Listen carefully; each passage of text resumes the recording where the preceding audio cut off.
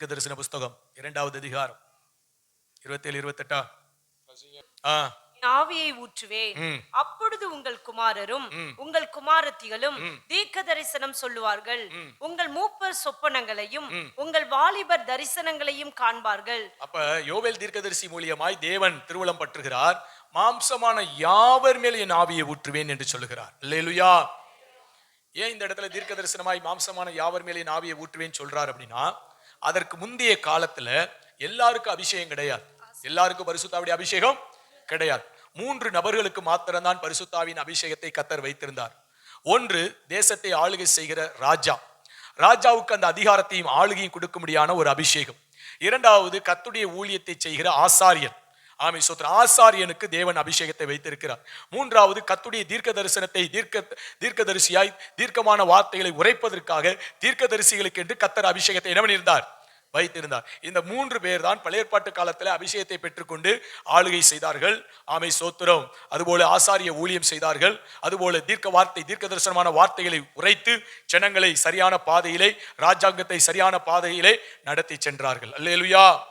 அவங்களுக்கு அந்த அதிகாரத்தையும் அந்த பொறுப்புகளையும் அந்த காரியங்களை செய்யும்படியாக தேவன் அவங்களை அதிகாரப்படுத்தினார். அவர்களை கர்த்தர் அபிஷேகம் பண்ணினார். அல்லேலூயா. ஆனா யோவேல்ல வரும்போது கர்த்தர் தீர்க்கதரிசி மூலியமாய் சொல்லுகிறார், மாம்சமான யாவர் மேல் என் ஆவியை என்ன பண்ணுவேன்? இந்த 3 பேருக்கு மாத்திரமல்ல, எல்லாருக்கும் ஊற்றுவேன் சொல்லுகிறார் புதிய ஏற்பாட்டு காலத்துல. ஏன்? வெளிப்படுத்தின விசேஷம் 1:6 வாசிங்க. எதனால கர்த்தர் எல்லாருக்கும் இந்த அபிஷேகத்தை ஊற்றுவேன் சொல்றார்? நம்மிடத்தில் அன்பு கூர்ந்து நமது இரத்தத்தினாலே நம்முடைய பாவங்களை நம்மை கழுவி. ஆண்டவர் நம்மிடத்தில் அன்பு கூர்ந்து சிலுவையிலே இரத்தம் சிந்தி ஜீவனை தந்து அவருடைய இரத்தத்தினாலே நம்முடைய பாவங்களை எல்லாம் கழுவி தம்முடைய பிதாவாகிய தேவனுக்கு முன்பாக, பாருங்க, தம்முடைய பிதாவாகிய தேவனுக்கு முன்பதாக நம்மை கர்த்தர் எப்படி வச்சிருக்கிறார்னா, ராஜாக்களாகவும் ஆசாரியர்களுமாக்கின அவருக்கு மகிமையும் வல்லமையும் என்றென்றைக்கும் உண்டாயிருப்பதாக. ஆமென். அல்லேலூயா. தேவன் தம்முடைய ரத்தத்தினாலே நம்முடைய பாவங்களை கழுவி பிதாவாகிய தேவனுக்கு முன்பதாய் உங்களை என்னையும் ஆண்டவர் இயேசு எப்படி வச்சிருக்கிறார் தெரியுமா? ராஜாக்களாகவும் ஆசாரியர்களாய் வைத்திருக்கிறதுனால கர்த்தர் எல்லாருக்கும் அந்த அபிஷேகத்தை தருகிறார். அல்லேலூயா. ராஜா எங்கு உண்டோ அங்கு அதிகாரம் உண்டு, ஆளுகை உண்டு. அப்ப சோத்ரன், நீங்களும் நானும் ராஜா. நீங்களா ராஜாத்திகள். ஆமே சோத்ரன். இந்த செடி இருக்கிறவங்களா ராஜா. என்ன ஆளுகை? பாவத்தின் மீது ஒரு ஆளுகை இருக்கணும். சோத்திரம். பிசாசின் மீது ஒரு ஆளுகை இருக்கணும். பலவீனத்தின் மீது ஒரு ஆளுகை இருக்கணும். அந்த அதிகாரத்தோடு அவைகளை கடிந்து ஜெயம் எடுக்கிறவர்களாய் இருக்கணும். அந்த ஆளுகை அதிகாரம் இருந்தால் மட்டும்தான் அவர்கள் ராஜாக்கள், ராணிகள். அல்லேலூயா. ராஜாத்திகள். இல்லைனா பாவம் மேற்கொண்டால், சாசு மேற்கொண்டால், பலவீனம் மேற்கொண்டால் ராஜான்னு எப்படி சொல்ல முடியும்? அவைகளை ஆளுகை செய்ய முடியலையே. அவைகளை சோத்திரம், ஆமை சோத்திரம், துரத்தி அடிக்க முடியலையே. ஒரு ராஜா அதிகாரத்தில் இருப்பாரானால் அவர் ராணுவ பலத்தை கொண்டு எதிரி நாடுகள் தன் நாட்டுக்கு நேராக வரும்போது அந்த ராணுவ பலத்தை கொண்டு எதிரி நாடுகளை முறியடித்து அந்த தேசத்தை என்ன பண்ணுவார்? பாதுகாத்து அந்த ஜனங்களை ஆளுகை செய்கிற இடத்திற்கு நேராக கடந்து வருவார். அவர்கள் தான் ராஜாக்கள். அல்லேலூயா. உங்களை என்னை கர்த்தர் ராஜரீக அபிஷேகத்தினால் நிரப்பி இருக்கிறார். சாஸ் குடும்பத்துக்கு விரோதமாய், பிள்ளைகளுக்கு விரோதமாய், சபைக்கு விரோதமாய், தேவ ஜனத்திற்கு விரோதமாய், ஊழியங்களுக்கு விரோதமாய், நம்முடைய எல்லைக்கு விரோதமாய் அவன் தீவிரமாய் கடந்து வரும்போது பரிசுத்தாவின் பலத்தோடு கூட ஆமென் சோத்திரம் ஜெபத்திலே, உபவாசத்திலே, விழிப்பிலே நின்று ஆமென் ஊக்கமாய் ஜெபிக்கும் போது அவைகளை முறியடித்து ஆமென் ஜெயம் எடுத்து குடும்பத்தின் எல்லைகளுக்குள்ளே சமாதானத்தை பாதுகாத்து ஒரு ஆளுகை செய்கிற ஒரு ராஜாக்களாய், ராஜாத்திகளாய் கர்த்தர் நம்மளை வைத்திருக்கிறார். அல்லேலூயா. அதற்குத்தான் தேவன் அபிஷேகம் தருகிறார். அந்த ஆளுகை இருக்கணும், அந்த அதிகாரம் இருக்கு. பிசாசை துரத்தணும், வியாதியை துரத்தணும். பிசாசின் கட்டுக்குள்ளே ஜனங்களை பிசாசு அடிமையாக்கி வைத்திருக்கிறான். அந்த அடிமையின் சங்கிலியை உடைக்கணும், ஜனங்களை இரட்சகருக்குள்ள கொண்டு வந்து சேர்க்கணும். இந்த ஜனங்களை இரட்சகருக்குள்ளே ஆளுகை செய்யும், சத்தியத்திற்குள் வழி நடத்தணும். இந்த ஆளுகை அதிகாரமும் இந்த அபிஷேகத்தின் வழியாக தேவன் ஒவ்வொரு கர்த்தருடைய பிள்ளைகளுக்கு தந்து நடத்துகிறார். அல்லேலூயா. நீங்களும் நான் ராஜா, ராஜாதி ராஜாவாய் இயேசு கிறிஸ்து இந்த பூமியிலே ஆளுகை செய்வார். நீங்களும் நான் ராஜாக்களாய் தேவன் நமக்கு கொடுக்கிற பகுதியிலே ஆளுகை செய்கிறவர்களாய் இருப்போம். இந்த பூமியிலும் அந்தகாரத்தையும் பாவத்தையும் எதிரடையான காரியங்களையும் ஆளுகை செய்து ஆமென் அதன் மீது ஒரு அதிகாரத்தை செலுத்தி அவைகளை நிர்மூலமாக்கி ஜெயஜீவியமாய் ஜீவிப்பதற்காக கர்த்தர் ராஜாக்களாய் நம்மளை வைத்திருக்கிறார். அல்லேலூயா. ராஜா எங்கே உண்டோ அங்கு அதிகாரம் உண்டு. ராஜா என்று சொன்னால் அபிஷேகம் உண்டு. அல்லேலூயா. அபிஷேகம் இல்லைன்னா ராஜா இல்லை, கூஜாதான். என்னதா? அதிகாரம் கிடையாது, ஆளுகை செய்ய முடியாது, குடும்பத்தை ஆள முடியாது, குடும்பத்தை நடத்த முடியாது, சாசை ஜெயிக்க முடியாது, பாவத்தை ஜெயிக்க முடியாது, மாம்சத்தை ஜெயிக்க முடியாது, மனுஷியத்தை ஜெயிக்க முடியாது. ராஜாவா இருக்க முடியாது, கூஜாவானா இருக்கலாம். அல்லேலூயா. ராஜான அதிகாரம் இருக்கணுமே, ராஜான அபிஷேகம் இருக்கணும். அதனாலதான் கர்த்தர் மாம்சமான யாவருக்கும் இனாவியை ஊற்றுவேன் சொன்னதுடைய பொருள் அதுதான். உங்களை என்னை கர்த்தர் ராஜரிகமாய் அபிஷேகம் பண்ணி அந்த ஆளுகை அதிகாரத்தை அத்தாரிட்டியை தேவன் நமக்கு தருகிறார். அல்லேலூயா, சோத்திரம். இரண்டாவது, உங்களை கர்த்தர் என்னை எப்படி வச்சிருக்கிறாராம்? ஆசாரியர்களாய். அப்ப ஆசாரியனுக்கு அபிஷேகம் வேணும்ல, ராஜாவுக்கு அபிஷேகம் வேணும்ல. பழைய ஏற்பாட்டுல ராஜாவுக்கு ஆசாரியர்களுக்கு தானே அபிஷேகம். அப்ப புதிய ஏற்பாட்டில் நம்மளை எல்லாரையும் ராஜாவை ஆசாரியர்களாய் கர்த்தர் வைத்ததுனால தேவன் அபிஷேகம் தருகிறார். அப்ப ஆசாரியன் என்று சொன்னால் கர்த்தருக்கு ஊழியம் செய்யணும். ஊழியம் செஞ்சாதான் ஆசாரியன், இல்லைனா என்ன பண்றது? அப்ப எப்படி அபிஷேகம் வரும்? அப்ப தேவன் நம்மளை ஆசாரியர்களாய் வைத்திருக்கிறாரே, கர்த்தருக்கு ஊழியம் செய்யணும். விசுவாசிகள் பகுதி நேர ஊழியக்காரர்கள், ஊழியர்கள் முழு நேர ஊழியக்காரர்கள். அல்லேலூயா. நீங்களாம் பார்ட் டைம் மினிஸ்ட்ரி செய்யறவங்க. அல்லேலூயா, சோத்திரம். என்ன பார்ட் டைம் மினிஸ்ட்ரி செய்யறது? ஆத்துமாக்கள் ரட்சிப்புக்காய் ஜெபிக்கிறது, ஜெப ஊழியத்தை செய்யணும். எத்தனை பேர் ஆத்துமாக்களுக்காய் ஜெபிக்கிறீங்க? எத்தனை பேர் அந்த ஊழியத்திற்குள்ளே நிக்கிறீங்க? அப்படின்னா நீங்க ஆசாரித்துவத்துக்குள்ள இருக்கிறீங்க. கர்த்தருடைய அபிஷேகம் உங்கள் மேல் இறங்கி வரும். அல்லேலூயா, சோத்திரம். சுவிசேஷம் அறிவிக்கணும், சோத்திரம். வீடு வீடாய் போய் அறிவிக்கிறது ஒரு ஊழியம். ஒருவேளை நம்மளை தேடி வந்து பார்க்கிற ஒரு மனுஷனுக்கு என்ன பண்ணிடணும்? சுவிசேஷத்தை அறிவிக்கணும். அப்பதான் நீங்களும் நான் ஆசாரியர்கள், கர்த்தருக்கு ஊழியம் செய்யறோம். தேவனுடைய வீட்டில் என்ன பண்ணணும்? வேலை செய்யணும். உலகத்துல நீங்க எப்படி ராஜாக்களா இருந்துட்டு போங்க, கலெக்டரா இருந்தாலும் சரி, பிரைம் மினிஸ்டரா இருந்தாலும் சரி, அதை குறித்து கவலை கிடையாது. ஆனா தேவனுடைய வீடுன்னு வரும்போது, அவருடைய பண்ணை என்று வரும்போது, அவருடைய தோட்டம் என்று வரும்பொழுது, அவருடைய சபை என்று வரும்போது, அந்த வீட்டுல நீங்களும் நானும் வேலைகளை செய்கிறது கர்த்தருக்கு செய்கிற ஊழியமா இருக்கிறது. அல்லேலூயா. பாயம் அடிச்சு வைக்கணும், பாத்திரத்தை விலக்கி வைக்கணும், கூட்டணும், பெருக்கணும், ஆமை சோத்திரம், பாத்ரூமை சுத்தம் பண்ணணும், வேற என்னென்ன காரியங்கள் சோத்திரம் வேலைகள் இருக்கிறதோ கர்த்தருடைய வீட்டுல வேலை செய்கிறது ஊழியம். அல்லேலூயா. அது எல்லாருக்கும் தேவன் தந்திருக்கிறார், அந்த ஆசாரியத்துவத்தை கொடுத்திருக்கிறார். அந்த வேலைகள் பணிவிடை வேலைகளை செய்யணும். அதை தொடர்ந்து கர்த்தருடைய ஊழியத்தை தாங்குகிற இடத்துக்கு வரணும். அல்லேலூயா. பொருளாதார நன்மையினால் கர்த்தர் நிரப்புகிறார்னா சோத்திரம், குடும்பம் பிள்ளை குட்டி அதேங்கிற ஒரு வட்டத்துக்குள்ள நின்று விடக்கூடாது. நமக்கு கொடுக்கிற ஆசீர்வாதத்துல ஒரு பகுதி தான் நம்முடைய குடும்பம், பிள்ளைகள், எதிர்காலத்தில். இன்னொரு பகுதி கர்த்தருடைய ராஜ்யத்திற்காய் போகணும், இன்னொரு பகுதி ஏழை எளிய ஜனங்களுக்காய் கடந்து போகணும். இதையெல்லாம் நிறைவாய் செய்வோம் என்று சொல்லிதான் கர்த்தர் நம்முடைய கரங்களிலே கொண்டு வந்து சேர்க்கிறார். அல்லேலூயா. ஒரு 100 ரூபா கொடுத்தான்னா அதுல நம்முடைய குடும்பம், பிள்ளைகளுக்கு, எதிர்காலத்திற்கு, அதுல ஒரு பகுதி கர்த்தருடைய ராஜ்யத்திற்காக, அதுல ஒரு பகுதி ஏழை எளிய ஜனத்திற்காக, இப்படி பிரித்து காரியங்களை செய்யணும். அது ஒரு ஊழியம். அப்படிப்பட்ட ஆசாரியர்களாய் கர்த்தர் உங்களை என்னை அழைத்திருக்கிறார். அல்லேலூயா, சோத்திரம். பிரதான 5 விதமான ஊழிய அழைப்பு இருக்கு. அந்த ஊழிய அழைப்புன்னு வரும்பொழுது சோத்திரம், ஆரோனை போல இந்த கனமான ஊழியத்தை செய்யும்படி அழைக்கப்பட்டாலே ஒழிய யாரும் தானாய் என்ன பண்ண முடியாது, முன் வர முடியாது. அது என்ன ஊழியம்? அதுதான் 5 விதமான ஊழியம். அப்போஸ்தலர் ஊழியம், தீர்க்கதரிசன ஊழியம், சுவிசேஷ ஊழியம், போதகர் ஊழியம், மேய்ப்பர் ஊழியம். அல்லேலூயா, சோத்திரம். அப்ப இந்த பிரதானமான ஊழியங்களை நிறைவேற்றணும்னா கர்த்தர் அதற்கென்று நம்மளை என்ன பண்ணணும்? பிரித்தெடுக்கணும். அதற்கென்று அழைப்பை கொடுத்து அந்த ஊழியங்களை நிறைவேற்றும்படி கடந்து வரும்பொழுது உலக வேலையை துறந்து முழு நேர பணிக்கென்று கர்த்தருடைய ஊழியத்தை செய்யும்படி நாம் கடந்து வருவோம். அதனாலதான் கர்த்தர் உங்களை என்னையும் ஆசாரியன் என்றும் ராஜாக்கள் என்றும் அவர் பிதாவுக்கு முன்பதாக என்ன பண்ணியிருக்கிறார்? நம்மளை ஆக்கி இருக்கிறார். அல்லேலூயா. அப்ப கண்டிப்பா நமக்கு அபிஷேகம் வேண்டுதானே? எல்லாருக்கும் அபிஷேகம் வேணுமே. நீங்களும் நானும் ராஜா, நீங்களும் நானும் ஆசாரியர்கள், கர்த்தருக்கு ஊழியம் செய்யணும். அப்ப அந்த அபிஷேகம் வேணும். அப்ப ராஜாக்களுக்கு தான் அபிஷேகம், ஆசாரியர்களுக்கு தான் அபிஷேகம். அந்த அபிஷேகத்தை நீங்கள் நான் என்ன பண்ணணும்? பெற்றுக்கொண்டால் நீங்களும் நானும் ஆவிக்குரியவர்களாய் நிற்போம். ஆண்டவர் வரும்போது பறந்து செல்வோம். அல்லேலூயா. தேவனுக்கு மகிமை உண்டாகட்டும். சரி, எல்லாருக்கும் அபிஷேகம் தரேன்னு சொல்லிட்டார். இப்ப அபிஷேகத்தை பெறணும். என்ன பண்ணணும்? அபிஷேகத்தை பெறணும். என்ன செய்யணும்? அப்போஸ்தலர் நடவடிக்கைகள் 1:5 வாசிங்க. ஆகையால் நீங்கள் எருசலேமை விட்டு போகாமல் என்னிடத்தில் கேள்விப்பட்ட பிதாவின் வாக்குத்தத்தம் நிறைவேற காத்திருங்கள் என்று கட்டளையிட்டார். அல்லேலூயா. அபிஷேகத்தை பெற்றுக்கொள்வதற்கு தேவ சமூகத்திலே காத்திருந்தால் மட்டும்தான் நாம் பெற்றுக்கொள்ள முடியுமே ஒழிய வேற ஒன்றிலும் நாம் என்ன பண்ண முடியாது, அபிஷேகத்தை பெற்றுக்கொள்ள முடியாது. அல்லேலூயா. 2 காரியம் செய்யணும். ஒண்ணு, நமக்குள்ள ஒரு தாகம் இருக்கணும். நமக்குள்ள என்ன இருக்கணும்? தாகம் இருக்கணும். ஒரு செல்போன் வாங்குறதுக்கு எவ்வளவு தாகம், எவ்வளவு ஏக்கம், அதுக்கு எவ்வளவு பிரயாசம். அதுல கொஞ்சம் காசு குறைஞ்சிருச்சுன்னா அதை எப்படியாவது சரி கட்டுறதுக்கு எவ்வளவு முயற்சிகள். ஆமை சோத்திரம். ஒருவேளை வீட்டுல சொல்ல முடியாதுன்னு சொல்லிட்டா எவ்வளவு அழுகை. ஆமை சோத்திரம். எப்படியாவது அதை வாங்கணும்னு சொல்லி என்ன முயற்சி எடுக்கிறோம் பார்த்தீங்களா? அது வந்தோடனே என்னமோ சோத்திரம், ஆமா அவ்வளோ பெரிய சந்தோஷம். அல்லேலூயா. அது நம்மளை நரகத்துக்கு தான் கொண்டு போக போகுது. இங்க கொண்டு போகும். ஆமா, அதை பத்திரமாய் கையாளும். அதனால கர்த்தருடைய சமூகத்தில் ஜெபிக்கணும். ஏசப்பா, மொபைல் மூலியமாய் சாத்தான் எங்களை என்ன பண்ணிடக்கூடாது. 3 விதங்களிலே சாத்தான் நம்மளை வஞ்சித்திடக்கூடாது. ஒன்று போதை வஸ்து, இன்னொன்று பாவம், எதிர்பாளருடைய சிநேகம், மூன்றாவது செல்போன். இவைகளினாலே நாமோ நம்முடைய பிள்ளைகளோ வஞ்சிக்கப்படாதபடி தேவன் கிருபையாய் நம்மளை பாதுகாக்க வேண்டும் என்று ஆண்டவருடைய சமூகத்தில் ஊக்கமாய் ஜெபிக்கணும். அல்லேலூயா. கர்த்தருடைய கிருபை இருக்குமானால் இவைகளுக்கு தப்பி ஆண்டவருக்கு பிரியமாய் ஜீவிக்க ஆண்டவர் கிருபை பாராட்டுவார். தேவனுக்கு மகிமை உண்டாகட்டும். அதனால இவைகளினாலே நம்ம என்ன பண்ணிடக்கூடாது, வஞ்சிக்கப்படக்கூடாது. சோத்திரம். அப்ப காத்திருக்கணும், தேவ சமூகத்துல காத்திருக்கணும். ஆண்டவரே, அபிஷேகத்தினாலே எங்களை என்ன பண்ணுங்க, நிரப்புங்கப்பா. ஏதோ ஞாயிற்றுக்கிழமை கூட்டத்துக்கு வந்துட்டு போறதில்ல, ஏதோ சோத்திரம் கன்வென்ஷன் கூட்டத்துக்கு வந்துட்டு போறதில்ல. இதையும் தாண்டி சோத்திரம் கர்த்தருடைய அபிஷேகத்திற்காக தேவ சமூகத்தில் எப்படி இருக்கணும், காத்திருக்கணும், உபவாசம் பண்ணணும், கண்ணீர் வடிக்கணும், அழுகணும், செபிக்கணும். சும்மா ஒண்ணு கிடைச்சல நாங்க இங்க அபிஷேகம் ஊற்றுன்னு சொல்றோம், எப்படியாவது உங்களை அபிஷேகத்துக்குள்ள நடத்திடணும். நான் சொல்லுகிற அனுபவம் இல்லாமலாம் அவ்வளவு சீக்கிரம் கிடைக்காது. அல்லேலூயா.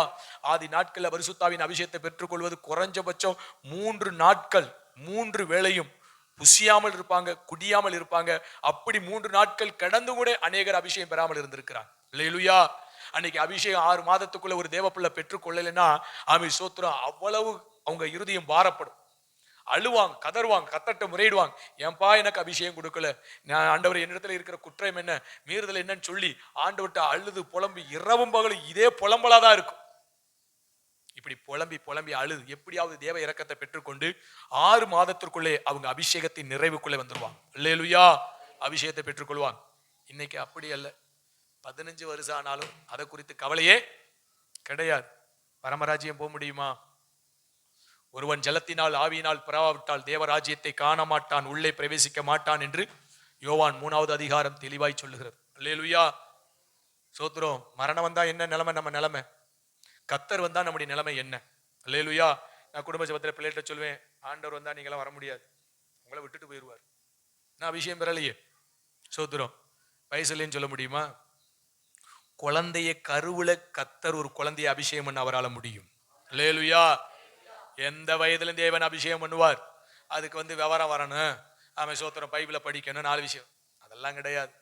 வாஞ்சையும் தாகமும் இருக்குமானால் எந்த வயதுல இருக்கிற மனுஷனையும் மனுஷியும் சிறுபிள்ளையானால் கத்தர் நிரப்புவதற்கு அவர் போதுமானவர். அல்லேலூயா. அப்ப அபிஷேகம் கிடைக்கலையே, நீங்களும் நானும் தான் தடை. நீங்களும் நானும் தான் அபிஷேகத்தை பெற்றுக்கொள்வதற்கு எப்படி இருக்கிறோம்? சில பாவங்கள் இருக்கலாம், குற்றங்கள் இருக்கலாம், தவறுகள் இருக்கலாம், இல்லைன்னா நமக்குள்ள அதை குறித்த சத்திய வெளிச்சம் அறியாமல் இருக்கலாம், தாகம் இல்லாமல் இருக்கலாம், வாஞ்சை இல்லாமல் இருக்கலாம்.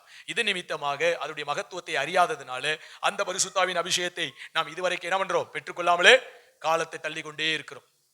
கிருபாசனத்துடைய ஃபவுண்டர் சாது இயேசுதாஸ் ஐயா சொல்லுவார், அபிஷேகம் பண்ணப்பட்ட விசுவாசியும் அப்பான்னு கூப்பிடுறான், அபிஷேகம் பெறாத பிள்ளைகளும் இயேசுவ அப்பான்னு கூப்பிடுது. இது ரெண்டுக்கு என்ன வித்தியாசம் தெரியுமா? அபிஷேகம் பெறாம அப்பான்னு கூப்பிடுறவன் ஒரு ரோட்ல வீட்டுல பிச்சைக்காரன் ரோட்ல அம்மா அப்பா ஏதாவது போடுங்கன்னு கூப்பிடுவாங்க, அதுவும் அப்பான்னு தான் கூப்பிடுவான். அதுவும் என்னதான் கூப்பிடுவான்? அப்பான்னு தான் கூப்பிடுவான், அம்மான்னு தான் கூப்பிடுவான். வீட்டுக்குள்ள போக முடியுமா? கதவை திறந்துட முடியுமா? கிச்சன் வரைக்கும் வந்துட முடியுமா? தட்டை எடுத்து போட்டு சாப்பிட முடியுமா? அம்மான்னு தானே கூப்பிடுறான், அப்பான்னு தானே கூப்பிடுறான். கேட்டுக்கு வெளியில தான் நிக்கணும். அவனுக்கு ஒரு ஆகாரம் வரும். என்ன ஆகாரம் தெரியுமா? கெட்டு போன ஆகாரம், மிஞ்சின ஆகாரம், பழைய ஆகாரம், அதுவும் ஆகாரம் தான். அது அவனுக்கு சேரும். அல்லேலூயா. அபிஷேகம் பெறாமல் கத்தடத்துல இருக்கிறவங்க இந்த மனுஷனுக்கு ஒப்பிட்டு சொல்லுவார் சாது இயேசுதாஸ் ஐயா, கிருபாசனத்துடைய ஃபவுண்டர், கிருபாசனத்தை ஸ்தாபிச்சவர். ஆனா அபிஷேகம் பண்ணப்பட்டவன் பிள்ளையா இருக்கிறான். தேவனுக்கு என்னவா இருக்கிறான்? அவனுக்கு பசிச்சா கேட்ட திறப்பான், உள்ள கட கட கடன்னு உள்ள போவான், கிச்சன் எடுப்பான், கிச்சனை பார்ப்பான், என்ன இருக்கா தட்டை எடுப்பான், போடுவான், அவன் பாட்டு சாப்பிடுவான். தேவைப்பட்டா ஒரு ஆம்பளைட்டையும் போட்டு என்ன பண்ணுவான், சாப்பிடுவான். யாரும் ஏன்னு கேட்க முடியாது. ஏன்னா அபிஷேகம் பண்ணப்பட்டவன் வீட்டுக்குள்ளே எந்த இடத்துக்கு போவதற்கு அவனுக்கு அதிகாரம் கொடுக்கப்பட்டிருக்கு. அல்லேலூயா. இப்ப சொல்லுங்க, நீங்க எந்த அப்பான்னு கூப்பிடுறீங்க? கேட்டுக்கு வெளியில நிக்கிறீங்களா, இல்ல வீட்டுக்குள்ள போகிற அதிகாரத்தை பெற்றுக்கொண்டு இருக்கிறீங்களா?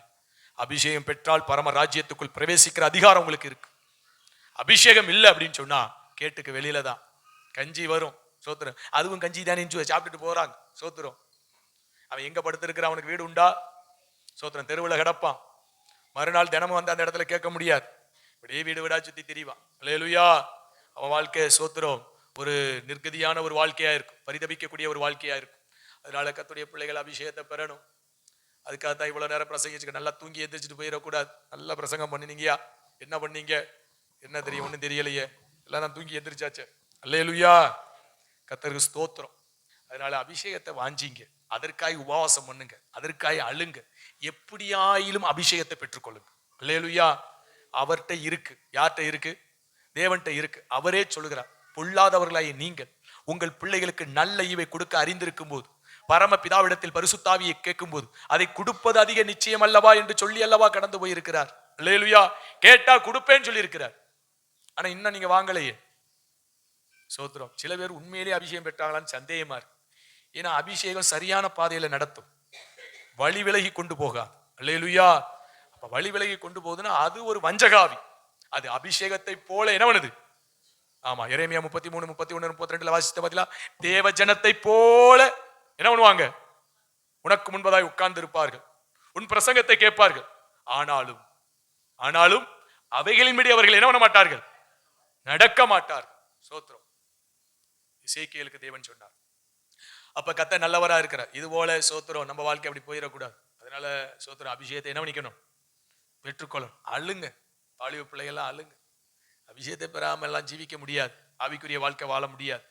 தலைகளானால் வாழ முடியாது, தலைகளானால் பரமராஜ்யம் போக முடியாது. செத்தா நரகம்தான். அல்லேலூயா. அப்ப வந்தது, கையை தட்டினது, பாடினது, காணிக்கை கொடுத்தது, தசமபாகம் போட்டது, ஏதோ இந்த பூமியில ஏதோ சில நன்மைகளை கொடுத்திருப்பார், அவ்வளவுதான். அதோட ஜோலி முடிஞ்சிருச்சு. பரலோகம் கருப்பா சிவப்பான்னு கூட பார்க்க முடியாது, கிட்டவே நெருங்க முடியாது. அல்லேலூயா. அப்ப அப்படி ஒரு பரிதபிக்கக்கூடிய ஒரு நிலைமையில நம்ம போய் சிக்கிடக்கூடாது. பரமராஜ்யத்துக்குள்ள போகணும்னா அபிஷேகம் பெறணும். அபிஷேகம் பெற்றா அவங்க ஆவிக்குரியவர்களாய் அவங்க வாழ்க்கை சாட்சியின் ஜீவியமாய் இருக்கும். அல்லேலூயா. கர்த்தர் நல்லவராய் இருக்கிறார். அதனால கர்த்தருடைய சமூகத்துல காத்திருங்க, பிள்ளைகள்லாம் காத்திருங்க. தேவன் நிச்சயமாய் தருவார். ஆண்டவரே அபிஷேகத்தை தாங்க, அப்பதான் சாட்சியின் ஜீவியம் வெளிப்படும். கர்த்தர் நல்லவராய் இருக்கிறார். அப்போஸ்தலர் நடபடிகள் 1வது அதிகாரம் 8வது வசனத்தை வாசிங்க. ஏன் நமக்கு இந்த அபிஷேகம்? பரிசுத்த ஆவி உங்களிடத்தில் வரும்போது நீங்கள் பலனடைந்து எருசலேமிலும் யூதேயா முழுவதிலும் சமாரியாவிலும் பூமியின் கடைசி பரியந்தமும் சாட்சிகளாய் இருப்பீர்கள் என்றார். எனக்கு சாட்சிகளாய் இருப்பீர்கள். அல்லேலூயா. எபிரேய பாஷையிலே சொல்லப்பட்டிருக்கிறது, எனக்கு இரத்த சாட்சிகளாய் இருப்பீர்கள். அல்லேலூயா. அப்போஸ்தலர்கள் அபிஷேகம் பெற்றுக்கொண்டு அத்தனை பேர் இரத்த சாட்சியாய் இரட்சகருக்காய் மரித்தார்கள். இரத்த சாட்சியை அந்த இடத்துக்கு கொண்டு போறது பரிசுத்த ஆவியுடைய அபிஷேகம், அந்த பலன். ஸ்தேவான் இரத்த சாட்சியா, முதல் இரத்த சாட்சியாய் மரிக்கும் பொழுது ஆமே சோதர், அவனுடைய முகம் தேவதூதர்களை போல என்ன பண்ணிச்சா? பிரகாசிச்சு. அவன் வானத்தை பார்க்கும்போது வானம் திறக்கப்படுகிறது, அவனுடைய கண்கள் காண்கிறது. பிதாவின் வலது பாரசத்தில் இருக்கிற இரட்சகர் அவன் இவனுக்காய் எழுந்து நிற்கிறதை அவன் தரிசிக்கிறான்.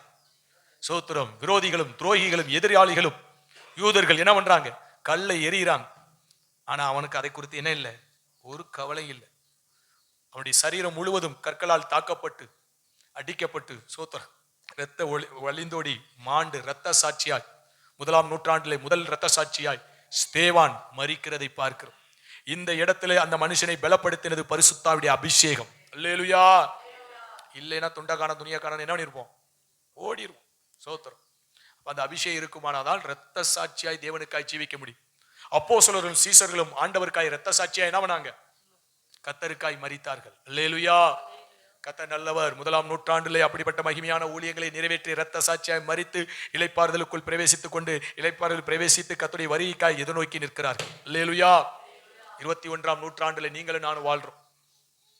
இரட்சகருக்காய் சாட்சியா இரத்த சாட்சியா வாழ்னாலும் பரவாயில்ல. பக்கத்துல கையை பிடிச்சு சொல்லுங்க, இந்த 21ஆம் நூற்றாண்டுல இரட்சகருக்காக இரத்த சாட்சியாய் வாழாவிட்டாலும் சாட்சியாவதாவது வாழணும். அல்லேலூயா. கர்த்தருக்கு ஸ்தோத்திரம். தேவனுக்கு மகிமை உண்டாகட்டும். நாம் ஆராதிக்கிற தேவன் பரிசுத்தம் உள்ளவர். நாம் ஆராதிக்கிற தேவன் அந்த பரிசுத்தத்தை தெய்வம் நம்மள்ட்ட எதிர்பார்ப்பார். சும்மா கையை தட்டிட்டு பாட்டு பாடிட்டு போறதில்லை. எவ்விடத்திலும் பரிசுத்த ஜீவியத்தை பேணி காக்கணும். அது தேவனுக்கு மகிமை. அல்லேலூயா. உலக மனுஷனுக்கு நமக்கு என்ன வித்தியாசம்? அவங்களும் தெய்வத்தை ஆராதிக்கிறாங்க, அவங்களும் தெய்வ நம்பிக்கைக்குள்ளே கடந்து போறாங்க. ஆனா அவங்களால பரிசுத்தமாய் ஜீவிக்க முடியாது. ஆனா கர்த்தருடைய பிள்ளைகள் நாம் ஆராதிக்கிற தேவன் பரிசுத்தராய் இருக்கிறதுனால பரிசுத்தமாய் எவ்விடத்திலும் ஜீவிக்க பரிசுத்த ஆவியானவர் நமக்கு உதவி செய்வார். அல்லேலூயா. அதுக்குத்தான் அபிஷேகத்தை பெற்றுக்கொள்ளணும்னு சொல்றோம். அல்லேலூயா. அபிஷேகம் அவ்விடங்களிலே பரிசுத்தமாய் ஜீவிக்க பலன் தரும். யோசேப்பை பரிசுத்தமாய் ஜீவிப்பதற்கு பலனை தந்தது பரிசுத்தாவின் அபிஷேகம். தானியேல் பரிசுத்தமாய் சாட்சியாய் ஜீவிக்க பலன் தந்தது பரிசுத்தாவின் அபிஷேகம். அப்போஸ்தலர்கள் இரத்த சாட்சியாய் கர்த்தருக்கு ஊழியங்களை செய்து இரத்த சாட்சியாய் மரிக்க பலப்படுத்தினது பரிசுத்தாவுடைய அபிஷேகம். அதனால நீங்களும் நான் இந்த கடைசி காலத்துல 21ஆம் நூற்றாண்டுல பரிசுத்தாவின் அபிஷேகத்தை பெற்றுக்கொள்வோமாய் தேவனுக்கென்று பரிசுத்தமாய் ஜீவித்து சாட்சியாய் ஜீவித்து தேவனுக்கு மகிமையாய் ஊழியங்களை நிறைவேற்றி கர்த்தருடைய வருகையிலே பிரவேசிக்க தேவனாகிய கர்த்தர் கிருபை பாராட்டுவார். அல்லேலூயா. அபிஷேகம் பெறணுமா வேண்டாமா? சும்மா கொட்டாயை விட்டுட்டு போக கூடாது. அபிஷேகத்தை பெறணும், அந்நிய பாஷையை பெறணும், ஆவியிலே நிரப்பப்படணும். அங்கு சொல்லப்பட்டிருக்கு அபிஷேகத்தை பெற்றுக்கொள்கிறவர்களுக்கு ஒரு பலன் கிடைக்கும். அந்த பலன் சாட்சியாய் ஜீவிக்க வைக்கும். தேவனுக்காக என்ன வேணும்? சாட்சியம். அந்த இடத்துல 4 பகுதி சொல்லப்படுகிறது. எருசலேமிலும் யூதேயாவிலும் சமாரியாவிலும் பூமியின் கடைசி பரியந்தமும் எனக்கு சாட்சிகளாய் இருக்கும்படி ஆவியானவர் பலன் தருவார் என்று அப்போஸ்தலர் 1:8 பலமாய் சொல்லிக் கொண்டிருக்கு. அபிஷேகத்தை பெற்றுக்கொள்வது நமக்கு சாட்சியாய் ஜீவிக்க பலன் கொடுப்பார். அந்த சாட்சியின் ஜீவியத்தில் 4 அனுபவங்கள் இருக்கிறது. அந்த அபிஷேகத்துடைய அளவிலும் 4 விதமான அனுபவங்கள் இருக்கிறது. ஏதோ கையை தட்டணும், அந்நிய பாஷை பேசணும், இதான் அபிஷேகம் நினைச்சிடாதீங்க. அபிஷேகத்திலே 4 விதங்கள் இருக்கு. எத்தனை விதங்கள் இருக்கு? 4 அனுபவங்கள் இருக்கு.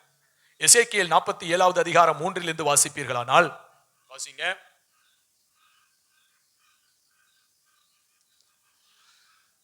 எசேக்கியேல் 47:3 47. பைபிள் எல்லாரும் பெறட்டணும். எல்லாரும் பைபிள் வச்சிருக்கணும். சிறு பிள்ளைகள் உச்சி எடுத்து நல்லா சாத்த போறேன் பாத்துக்க. எல்லாம் பைபிள் கையில வச்சிருக்கணும். பைபிள் எல்லாம் பெறட்டணும். பழைய ஏற்பாடு எதுன்னு தெரியல, புதிய ஏற்பாடு எதுன்னு தெரியல, என்ன புக்கு இருக்கா இல்லையான்னு தெரியல, இப்படி ஒரு புஸ்தகம் பைபிள்ல இருக்குதான்னு கூட தெரியல. பெறட்டுங்க, எல்லாரும் பெறட்டுங்க. பைபிளை பெறட்டும், நல்லா பெறட்டும். எசேக்கியேல் 47வது அதிகாரம் 3 அந்த புருஷன் தமது கையில் நூலை பிடித்துக் கொண்டு கிழக்கே புறப்படுகையில் 1000 முழம் அளந்து என்னை தண்ணீரை கடக்க பண்ணினார். பாருங்க, அந்த புருஷனை 1000 முழம் நடந்து தண்ணீரை கடக்க பண்ணான். அப்பொழுது அவன் கணுக்கால் அளவுக்கு வந்து சேர்ந்தான். அல்லேலூயா. அப்ப சோத்திரம். முதல் அனுபவம் சபைக்குள்ள வந்து தேவனுடைய அபிஷேகத்தை பெற்றுக்கொள்கிறது. காத்திருந்து இந்த முதல் அனுபவத்தின் அபிஷேகத்தை பெற்றுக்கொள்ளும் போது கணுக்கால் அளவு அவனுக்கு அபிஷேகம் கடந்து வருகிறது. அல்லேலூயா. இந்த கணுக்கால் அளவு எருசலேமிலே தேவனுக்கு சாட்சியாய் ஜீவிக்க வைக்கும். அல்லேலூயா. எருசலேம் என்று சொல்வோமானால் தேவனுடைய வீடு, தேவனுடைய பண்ணை, தேவனுடைய தோட்டம், தேவனுடைய திருச்சபை.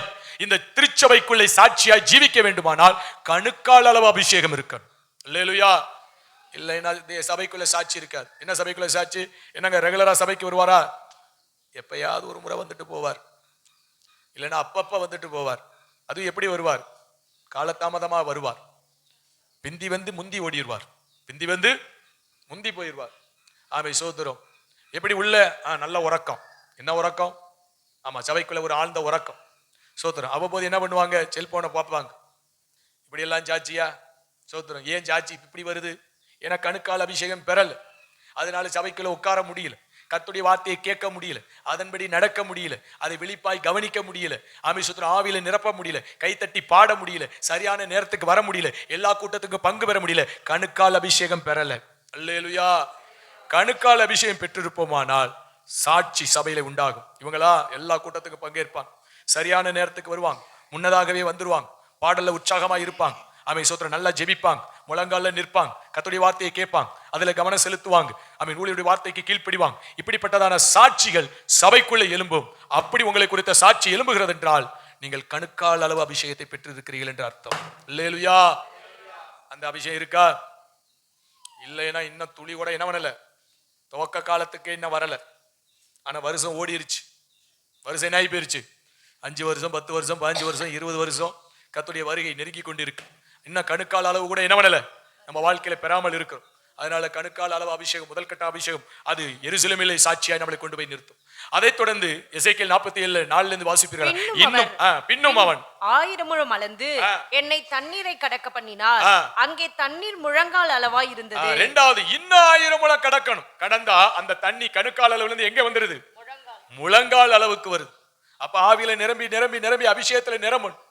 கூடுகையில வரும்போதெல்லாம், உபவாச ஜெபத்துல வரும்போதெல்லாம், இரவு ஜெபத்துல வரும்போதெல்லாம், குடும்பமாய் கூடி ஜெபிக்கும் போதெல்லாம், அதிகாலையில ஜெபிக்கும் போதெல்லாம் நல்ல ஆவியில நிரம்பி நிரம்பி நிரம்பி நிரம்பி அபிஷேகத்திற்குள்ள கடந்து போய் அந்நிய பாஷையில கடந்து வரும்பொழுது நாம் கணுக்கால் அளவிலிருந்து முழங்கால் அளவுக்கு வருவோம். அல்லேலூயா. அந்த முழங்கால் அளவு அபிஷேகத்தின் அளவை பெற்றுக்கொள்ளும் போதுதான் சோத்திரம் நீங்கள் யூதேயாவிலே சாட்சியா இருப்பீர்கள். எங்க இருப்பீங்க? யூதியா என்று சொன்னால் குடும்பம். குடும்பத்துல சாட்சியா இருப்பீங்க. இல்லைன்னா சோத்திரம், குடும்பத்துல சண்டையும் சச்சரவுமா தான் இருக்கும். கணவனுக்கு புருஷன் கீழ்ப்படியாது, கணவனுக்கு மனைவி கீழ்ப்படியாது, மனைவிக்கு புருஷன் கீழ்ப்படியாது, பிள்ளைகள் கீழ்ப்படியாது. ஆமை சோத்திரம், சண்டையும் சச்சரவுமா தான் இருக்கும். ஏன்னா இன்னும் அதுக்கு முழங்கால் அளவு அபிஷேகத்தை என்ன பண்ணல, பெற்றுக்கொள்ளாதனால குடும்பத்தை சாட்சியாய் கட்டி எழுப்ப முடியல. பக்கத்து வீட்டுக்காரவங்க இவங்க சபைக்கு போறாங்களா, டே அப்பா இவங்க போடுற சண்டை எப்பா எங்களாலே சகிக்க முடியலப்பா அப்படின்னு சொல்ற நிலைமைக்கு இருக்கு இன்னைக்கு விசுவாச பிள்ளைகளுடைய வாழ்க்கை. குடும்பத்தை குறித்த நல்ல சாட்சி என்ன பண்ண முடியல, கொடுக்க முடியல. ஆவியானுடைய பலன் இல்ல. பலன் இருந்தா அந்த ஜீவியம் வந்துடும், அந்த சாட்சி ஜீவியம் வந்துடும்.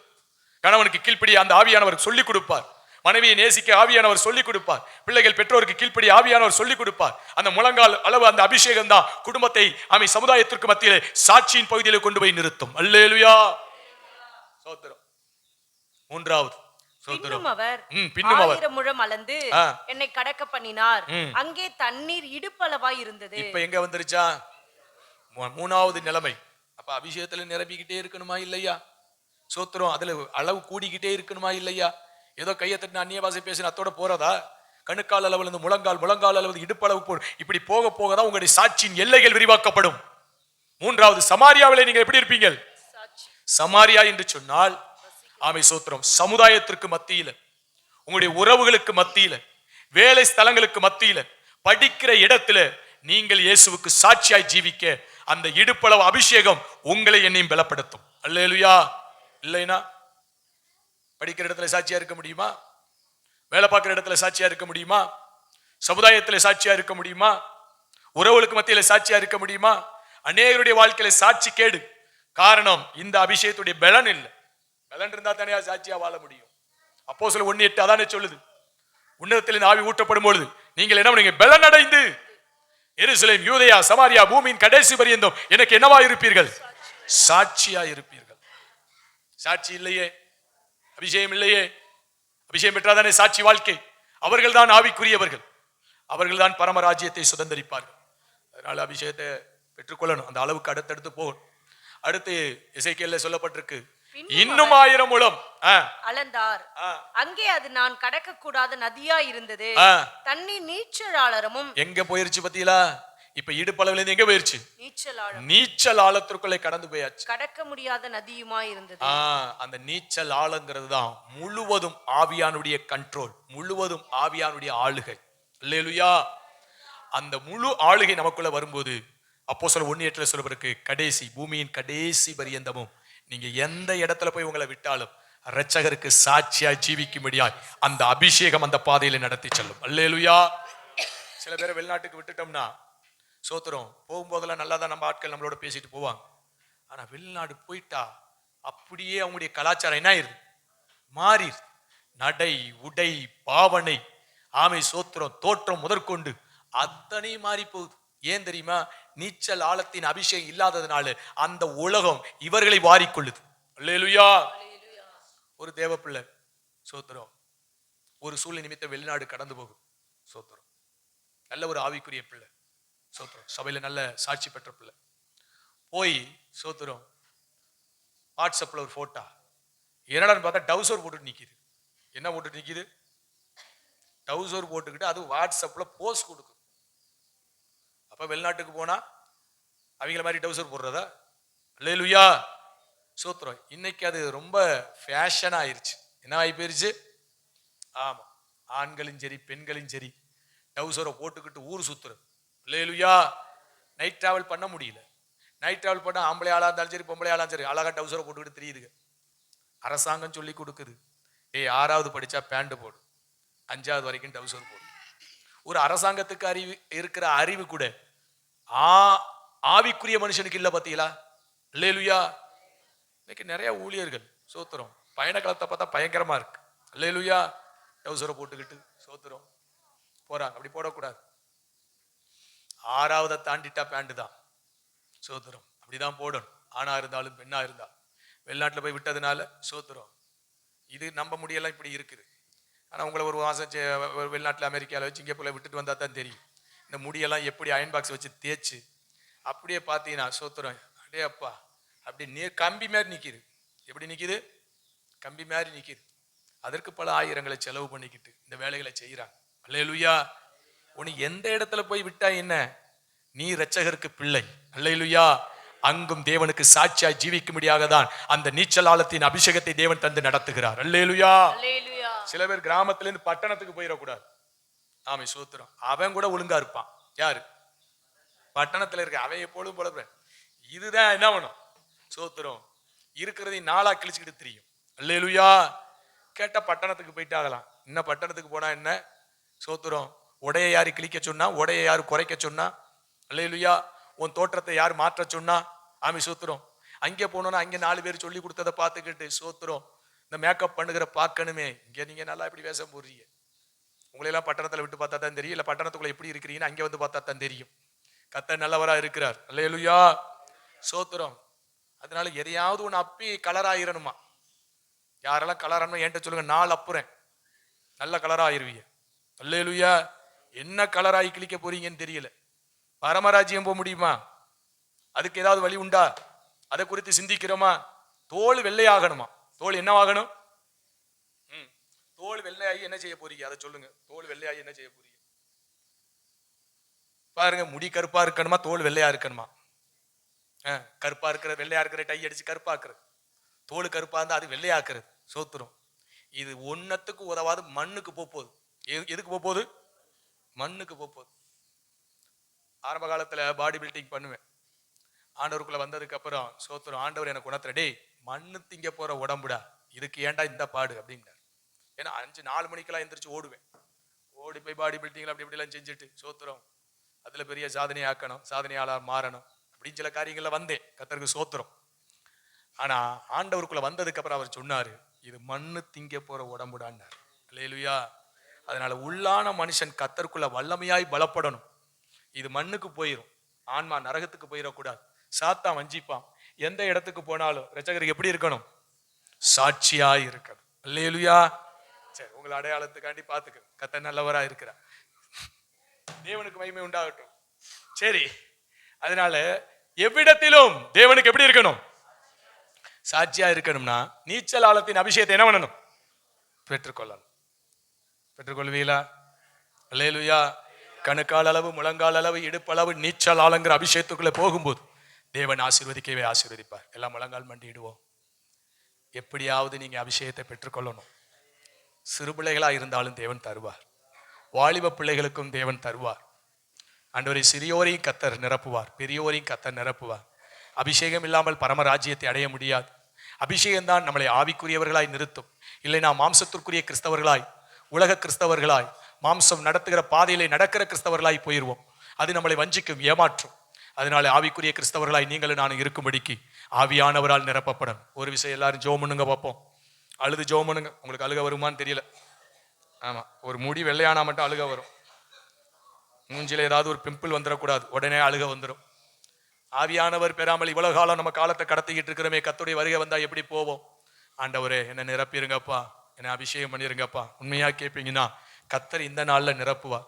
இந்த நாள் உங்களுக்கு ஒரு விசேஷித்த நாளாய் மாறி போகும். ஆண்டவரே, என்ன நிரப்பணும். சிறுபிள்ளைகள்லாம் இப்ப பாரு, எல்லாம் ஒழுங்கா கேளுங்க, ஆண்டவர்கிட்ட கேளுங்க. ஏசப்பா, என்ன அந்த அபிஷேகத்தை நான் சொல்லி விவரிக்க முடியாது. அவ்வளவு பெரிய சந்தோஷம் இருக்கும். அதற்குள்ளே அவ்வளவு ஒரு களி கூறுதல் இருக்கும். அது என்னன்னு விவரிக்க முடியாது. ஆண்டவரே, அந்த அபிஷேகம் எனக்கு வேணும்பான்னு சொல்லுங்க. வாலிப பிள்ளைகள் ஆமை சோத்திர எல்லா இடங்களிலும் சாட்சியா வாழ அபிஷேகம் வேணும். தேவ பிள்ளைகள் எவ்விடத்தில் சாட்சியா வாழ அபிஷேகம் வேணும். இல்லைன்னா உலகம் வஞ்சிக்கும், பாவம் வஞ்சிக்கும், போதை வஸ்து வஞ்சிக்கும், மனிதர்கள் வஞ்சிப்பாங்க, எதிர்பாளர்கள் வஞ்சிப்பாங்க, பிசாசு வஞ்சிக்கும், செல்போன் வஞ்சிக்கும், எல்லாம் நம்மளை ஏமாற்றக்கூடியதா இருக்கும். இவைகளுக்கு தப்பி பிழைக்க இரட்சகருக்கு சாட்சியாய் வாழ இந்த அபிஷேகத்தை நாம் பெற்றுக்கொள்ள வேண்டியது அவசியமா இருக்கிறது. ஹல்லேலூயா, ஹல்லேலூயா. கேட்குறீங்களா? ஆண்டவரே, நிரப்புங்கப்பா. ஒருவேளை கணுக்கால் அளவு பெற்றிருந்தீங்கன்னா ஏசப்பா முழங்கால் அளவுல என்னை கொண்டு வந்துருங்க. ஒருவேளை முழங்கால் அளவு இருந்தா இடுப்பளவுக்கு என்னை கொண்டு வந்துருங்க. ஆண்டவரை, இடுப்பளவு இருந்தா நீச்சல் ஆழத்திற்கு என்னை கொண்டு வந்துருங்க. ஆண்டவர்கிட்ட உருக்கமாய் கேளுங்க. ஆமை சோத்திரம். பொல்லாதவர்களாய் நீங்கள் உங்கள் பிள்ளைகளுக்கு நல்ல ஈவை கொடுக்க அறிந்திருக்கும் போது பிதாவாகிய தேவனிடத்திலே பரிசுத்தாவியை கேட்கும் போது அதை கொடுப்பது அதிக நிச்சயம் அல்லவா என்று சொன்னவர். கர்த்தர் நல்லவர், கர்த்தர் நல்லவர். ஹல்லேலூயா, ஹல்லேலூயா. நன்றி பரிசுத்த ஆவியானவரே, நன்றியோடு உம்மை துதிக்கிறோம், துதிக்கிறோம், துதிக்கிறோம். அபிஷேகம் என் தலை மேலே, ஆவியானவர் எனக்குள்ளே. அபிஷேகம் என் தலை மேலே, ஆவியானவர் எனக்குள்ளே முழங்கிடுவேன். சுவிசேஷம் சிறுமைப்பட்ட அனைவருக்கும் முழங்கிடுவேன். சுவிசேஷம் சிறுமைப்பட்ட அனைவருக்கும் அபிஷேகம் என் மேலே, ஆவியானவர் எனக்குள்ளே. அபிஷேகம் என் மேலே, ஆவியானவர் எனக்குள்ளே. அபிஷேகம் என் தலை மேலே, ஆவியானவர் எனக்குள்ளே. அபிஷேகம் என் தலை மேலே, ஆவியானவர் எனக்குள்ளே. இதயங்கள் நொறுக்கப்பட்டோ ஏராளம் ஏராளம். இதயங்கள் நொறுக்கப்பட்டோ ஏராளம் ஏராளம். காயம் கட்டுவேன் தேசமெங்கும் இயேசுவின் நாமத்தினால். காயம் கட்டுவேன் தேசமெங்கும் இயேசுவின் நாமத்தினால். அபிஷேகம் என் மேலே, ஆவியானவர் எனக்குள்ளே. அபிஷேகம் என் மேலே, வாஞ்சியோடு கேளுங்க. ஆவியானவர் எனக்குள்ளே. அபிஷேகம் என் தலை மேலே, ஆவியானவர் எனக்குள்ளே. அபிஷேகம் என் தலை மேலே, ஆவியானவர் எனக்குள்ளே. சிறையில் உள்ளோர் ஆயிரங்கள் விடுதலை பெறணுமே. சிறையில் உள்ளோர் ஆயிரங்கள் விடுதலை பெறணுமே. கட்டவிழ்க்கணும் கட்டவிழ்க்கணும், கட்டுக்களை உடைக்கணும். ஆமே கட்டவிழ்க்கணும் கட்டவிழ்க்கணும், ஆமே கட்டுக்களை உடைக்கணும். ஆமே அபிஷேகம் என் மேலே, ஆவியானவர் எனக்குள்ளே. அபிஷேகம் என் மேலே, ஆவியானவர் எனக்குள்ளே. அபிஷேகம் என் தலை மேலே, ஆவியானவர் எனக்குள்ளே. அபிஷேகம் என் தலை மேலே, ஆவியானவர் எனக்குள்ளே. துதியின் உடை போத்தனுமே ஒடுங்கின ஜனத்திற்கு. துதியின் உடை போத்தனுமே ஒடுங்கின ஜனத்திற்கு. துயரத்துக்கு பதிலாக ஆனந்த தைலம் வேண்டுமே. துயரத்துக்கு பதிலாக ஆனந்த தைலம் வேண்டுமே. அபிஷேகம் என்